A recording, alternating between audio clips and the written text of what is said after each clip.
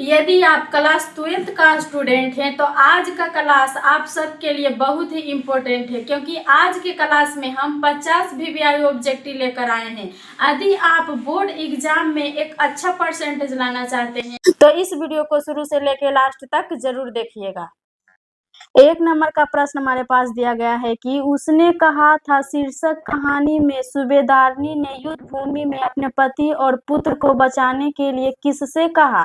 तो इसका right answer होगा ऑप्शन नंबर ए लहना सिंह से। उसका 2 नंबर का प्रश्न हमारे पास दिया गया है कि संपूर्ण क्रांति भाषण निम्न में से किसने दिया था। तो इसका राइट आंसर होगा option number A Jayaprakash Narayan ji. उसके बाद 3 नंबर का प्रश्न हमारे पास दिया गया है कि ओ सदा नीरा निबंध में किस रचनाकार की चर्चा है। तो इसका राइट आंसर होगा ऑप्शन नंबर बी जगदीश चंद्र माथुर। उसके बाद 4 नंबर का प्रश्न हमारे पास दिया गया है कि जूठन शीर्षक आत्मकथा निम्न में से किसकी रचना है। तो इसका राइट आंसर होगा ऑप्शन नंबर ए ओम प्रकाश वाल्मीकि जी का। उसके बाद 5 नंबर का प्रश्न हमारे पास दिया गया है कि निम्न में से शिक्षा किसकी रचना है। तो इसका राइट आंसर होगा ऑप्शन नंबर सी जे कृष्ण मूर्ति की। उसके बाद 6 नंबर का प्रश्न हमारे पास दिया गया है कि जायसी की रचना निम्न में से कौन है। तो इसका राइट आंसर होगा ऑप्शन नंबर ए पद्मावत। उसके बाद 7 नंबर का प्रश्न हमारे पास दिया गया है कि जहां भय है वहां मेधा नहीं हो सकती, यह पंक्ति किस पाठ से है। तो इसका राइट आंसर होगा ऑप्शन नंबर ए शिक्षा। उसके बाद 8 नंबर का प्रश्न हमारे पास दिया गया है कि सूरदास के पद में कौन सा रस नहीं पाया जाता है। तो इसका राइट आंसर होगा ऑप्शन नंबर डी वीर रस। उसके बाद 9 नंबर का प्रश्न हमारे पास दिया गया है कि हिंदी साहित्य का सूर्य किसे कहा जाता है। तो इसका राइट आंसर होगा ऑप्शन नंबर सी सूरदास को। उसके बाद 10 नंबर का प्रश्न हमारे पास दिया गया है कि पठित पाठ के आधार पर पंचायती राज में क्या खो गया है। तो इसका राइट आंसर होगा ऑप्शन नंबर बी पंच परमेश्वर। उसके बाद 11 नंबर का प्रश्न हमारे पास दिया गया है कि एक लेख और एक पत्र में भगत सिंह ने निम्न में से किसको पत्र लिखा। तो इसका राइट आंसर होगा ऑप्शन नंबर ए सुखदेव को। उसके बाद 12 नंबर का प्रश्न हमारे पास दिया गया है कि जय शंकर प्रसाद की नाट्य कृति निम्न में कौन सी है। तो इसका राइट आंसर होगा ऑप्शन नंबर ए ध्रुव स्वामिनी। उसके बाद 13 नंबर का प्रश्न हमारे पास दिया गया है कि तार सप्तक का प्रकाशन वर्ष क्या है। इसका राइट आंसर होगा ऑप्शन नंबर ए 1943।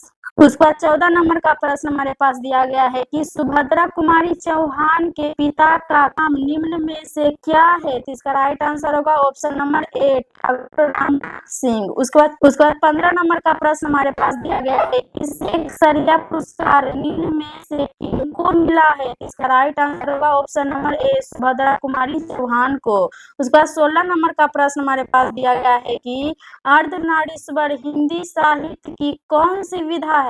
तो इसका राइट आंसर होगा ऑप्शन नंबर ए निबंध। उसके बाद 17 नंबर का प्रश्न हमारे पास दिया गया है कि सरोज स्मृति शीर्षक रचना की कौन सी विधा है। तो इसका राइट आंसर होगा ऑप्शन नंबर ए शोक गीत। उसके बाद 18 नंबर का प्रश्न हमारे पास दिया गया है कि चंद्रधर शर्मा गुलेरी जी का जन्म स्थान कहाँ है। तो इसका राइट आंसर होगा ऑप्शन नंबर ए जयपुर। उसके बाद 19 नंबर का प्रश्न हमारे पास दिया गया है कि रामधारी सिंह दिनकर का जन्म कहाँ हुआ था। तो इसका राइट आंसर होगा ऑप्शन नंबर ए सिमरिया बेगूसराय में। उसके बाद 20 नंबर का प्रश्न हमारे पास दिया गया है कि संस्कृति के 4 अध्याय की रचयिता कौन है।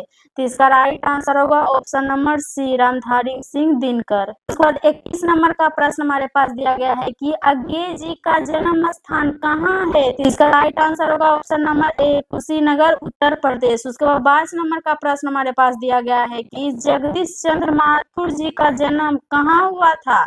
तो इसका राइट आंसर होगा ऑप्शन नंबर ए शाहजहांपुर उत्तर प्रदेश। उसके बाद 23 नंबर का प्रश्न हमारे पास दिया गया है कि मोहन राकेश के बचपन का क्या नाम था।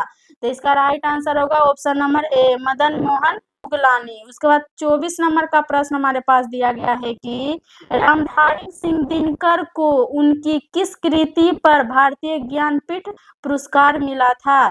तो इसका राइट आंसर होगा ऑप्शन नंबर ए उर्वशी। उसके बाद 25 नंबर का प्रश्न हमारे पास दिया गया है कि हिंदी साहित्य के विकास में मील का पत्थर निम्न में से कौन सी कहानी है? इसका राइट आंसर होगा ऑप्शन नंबर ए उसने कहा था। उसके बाद 26 नंबर का प्रश्न हमारे पास दिया गया है कि हजारा सिंह किस कहानी का पात्र है? इसका राइट आंसर होगा ऑप्शन नंबर डी उसने कहा था। 27 नंबर का प्रश्न हमारे पास दिया गया है कि कल देखते नहीं यह रेशम से कढ़ा हुआ सालू, यह पंक्ति किस पाठ से है? इसका राइट आंसर होगा ऑप्शन नंबर ए उसने कहा था। उसके बाद 28 नंबर का प्रश्न हमारे पास दिया गया है कि माहेश्वर किस कहानी का पात्र है? इसका राइट आंसर होगा ऑप्शन नंबर बी रोज। उसके बाद 29 नंबर का प्रश्न हमारे पास दिया गया है कि कुंती किस कहानी की पात्रा है? तो इसका राइट आंसर होगा ऑप्शन नंबर ए सिपाही की माँ।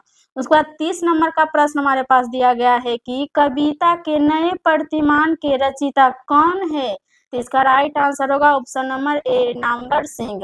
उसके बाद 31 नंबर का प्रश्न हमारे पास दिया गया है कि सच है जब तक मनुष्य बोलता नहीं तब तक गुण दोष प्रकट नहीं होता, यह पंक्ति किस पाठ से है? राइट आंसर होगा ऑप्शन नंबर ए बातचीत। उसके बाद 32 नंबर का प्रश्न हमारे पास दिया गया है कि डॉक्टर अंबेडकर राष्ट्रीय पुरस्कार निम्न में से किसको मिला? तो इसका राइट आंसर होगा ऑप्शन नंबर ए ओम प्रकाश वाल्मीकि जी को।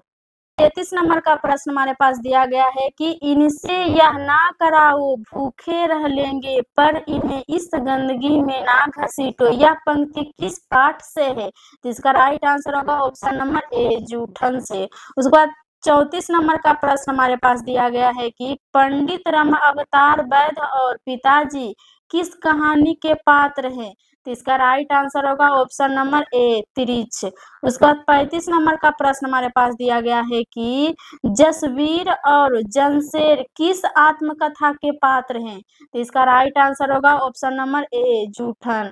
उसके बाद 36 नंबर का प्रश्न हमारे पास दिया गया है कि प्रेमाख्यानक काव्य धारा के कवि कौन है? तो इसका राइट आंसर होगा ऑप्शन नंबर ए जायसी।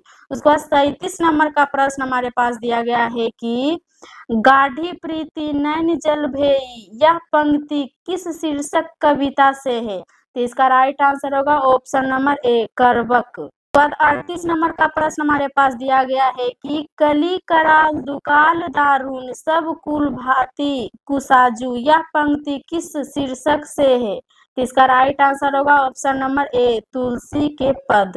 39 नंबर का प्रश्न हमारे पास दिया गया है कि डरा हुआ मन बेमन का बाजा रोज बजाता है, यह पंक्ति किस शीर्षक कविता से है? तो इसका राइट आंसर होगा ऑप्शन नंबर ए अधिनायक से। उसका प्रश्न हमारे पास दिया गया है कि जिन बुलबुलों से गांव के घर की रीढ़ झुरझुराती है, यह पंक्ति किस शीर्षक पाठ से है? तो इसका राइट आंसर होगा ऑप्शन नंबर ए गांव का घर। उसके बाद 41 नंबर का प्रश्न हमारे पास दिया गया है कि जिस पुरुष में नारीत्व नहीं वह अपूर्ण है, यह पंक्ति किस पाठ से है? तो इसका राइट आंसर होगा ऑप्शन नंबर ए अर्धनारीश्वर। उसके बाद 42 नंबर का प्रश्न हमारे पास दिया गया है कि ओ सदा नीरा शीर्षक पाठ में किस नदी की चर्चा है? तो इसका राइट आंसर होगा ऑप्शन नंबर बी गंडक नदी का। उसके बाद 43 नंबर का प्रश्न हमारे पास दिया गया है कि आज तक तो सुना नहीं था कि कांटे के चुभने से लोग मर जाते हैं, इस पंक्ति किस पाठ से है? तो इसका राइट आंसर होगा ऑप्शन नंबर ए रोज से। उसका 44 नंबर का प्रश्न हमारे पास दिया गया है कि तिरिछ कहानी किस प्रकार की रचना है? तो इसका राइट आंसर होगा ऑप्शन नंबर ए जादुई यथार्थवादी। 45 नंबर का प्रश्न हमारे पास दिया गया है कि गैंग्रीन शीर्षक रचना के रचयिता निम्न में से कौन है? तो इसका राइट आंसर होगा ऑप्शन नंबर ए अज्ञेय जी। उसके बाद 46 नंबर का प्रश्न हमारे पास दिया गया है कि तिरिछ शीर्षक पाठ में तिरिछ क्या है? तो इसका राइट आंसर होगा ऑप्शन नंबर ए विषैला कीड़ा। 47 नंबर का प्रश्न हमारे पास दिया गया है कि दलित साहित्य का सौंदर्य शास्त्र के लेखक कौन है? तो इसका राइट आंसर होगा ऑप्शन नंबर ए ओम प्रकाश वाल्मीकि जी। उसके बाद 48 नंबर का प्रश्न हमारे पास दिया गया है कि पुंडलिक जी का संबंध निम्न में से किस रचना से है? तो इसका राइट आंसर होगा ऑप्शन नंबर ए, ओ सदानीरा से। उसके बाद 49 नंबर का प्रश्न हमारे पास दिया गया है कि सिपाही की माँ एकांकी में निम्न में से कौन पात्रा नहीं है। तो इसका राइट आंसर होगा ऑप्शन नंबर डी, मालती।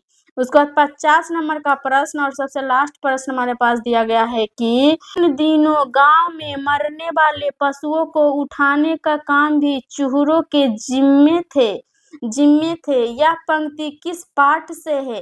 तो इसका राइट आंसर होगा ऑप्शन नंबर ए, जूठन से। तो चलिए आज के क्लास में हम सभी 50 वीवीआई ऑब्जेक्टिव का सॉल्यूशन करवा दिए हैं। यदि आपको ये वीडियो अच्छा लगे तो वीडियो को लाइक कर दीजिएगा और मेरे चैनल पे नए हैं तो चैनल को सब्सक्राइब कर लीजिएगा और कमेंट करके बताइएगा कि आज का क्लास आपको कैसा लगा।